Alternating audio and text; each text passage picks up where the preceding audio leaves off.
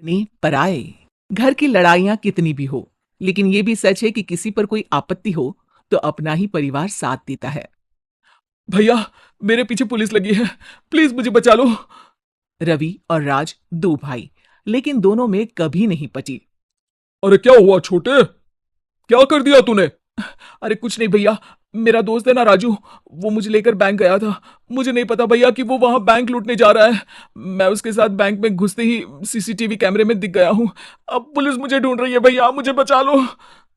राज कुछ सोचता है, फिर कहता है। ओके, तुम यहीं रुको। मेरा एक दोस्त पुलिस में है, मैं बात करता हूँ। तभी वहां रवि की बीवी राज की बीवी के साथ आ जाती है। तुम लोगों के घर जब तक पुलिस का आना जाना है, बच्चों को यहीं छोड़ दो, उन पर असर ठीक नहीं पड़ेगा। तभी वहां पुलिस आ जाती है। चलो चलो, कौन है रवि? थाने चलो। मैंने कुछ नहीं किया, मुझे कुछ नहीं पता। अरे वो तो पुलिस स्टेशन चलकर ही पता चलेगा कि कुछ पता है कि नहीं। चलो। कहानी का फ्लैशबैक। भैया, मुझे मेरे मकान में हक चाहिए ही चाहिए। अरे लेकिन छोटे, अभी मेरे बच्चों पर काफी खर्चा है। तेरी भाभी की भी तबीयत ठीक नहीं रहती। बजट बिल्कुल नहीं है कि मैं अलग होकर रहूं। देख लो भैया, 1 महीना है तुम्हारे पास, जल्दी से घर खाली कर दो।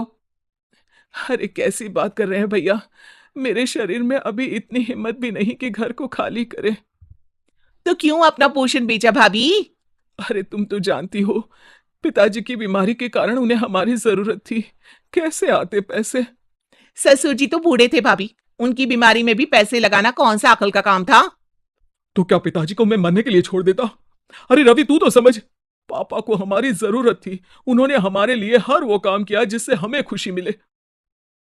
बैक टू रवि, जो जेल में बैठा है। ये मैंने क्या कर दिया था? मैं ना पिता का हुआ ना ही भैया का। मेरे साथ जो हो रहा है ठीक ही हो रहा है। तभी वहां पुलिस वाला आता है। रवि, तुमसे कोई मिलने आया है। भाभी, आप यहां क्यों आई? पुलिस स्टेशन है ये भाभी। भैया, आपकी जगह मेरा भाई होता तो क्या मैं नहीं आती? अच्छा, ये खाना ले लीजिए, खा लीजिएगा। आपके भैया लगे हैं वकीलों और पुलिस वालों से बात करने में। डरने की कोई बात नहीं, जब आपने गुनाह किया ही नहीं तो सजा भी नहीं मिलेगी। रवि भाभी को देखकर रोने लगता है। घर में साक्षी चुपचाप बैठी होती है कि तभी सोनम कहती है। अरे साक्षी, क्या हुआ? परेशान क्यों हो रही हो? भाभी, अभी अभी पुलिस स्टेशन से खबर आई है, इन्हें बड़े जेल में शिफ्ट किया जा रहा है। मैं क्या करूंगी भाभी? रो मत, हम अच्छे से अच्छा वकील करेंगे। लेकिन उसमें तो बड़े पैसे लगेंगे दीदी, हम इतना पैसा कहां से लाएंगे? अरे क्यों, ये मकान है ना, और मेरे कुछ गहने भी है। साक्षी की आंखों में पानी आ जाता है। पर दीदी, ये तो आप और भैया की मेहनत की कमाई है। पापा के बाद भी तो हम लोगों का सब खत्म हो गया था। पापा को तो बचा नहीं पाए, लेकिन भैया को जरूर बचा लेंगे। और भगवान चाहेंगे ना, तो दोनों भाई मिलकर इससे भी बड़ा मकान खड़ा कर लेंगे साक्षी। थोड़ी देर में राज वहां आता है। सोनम सही कह रही है साक्षी। पैसों की कमी के कारण किसी भी बेगुनाह को सजा नहीं मिलती। राज एक अच्छा सा वकील करता है। सोनम और साक्षी बचाए पैसे और अपने गहनों को बेचकर रवि का केस लड़ते हैं और जल्द ही रवि जेल से बाहर आ जाता है। रवि राज को गले लगाकर कहता है। भैया, मुझे माफ कर दो। मुझे साक्षी ने सब कुछ बताया है।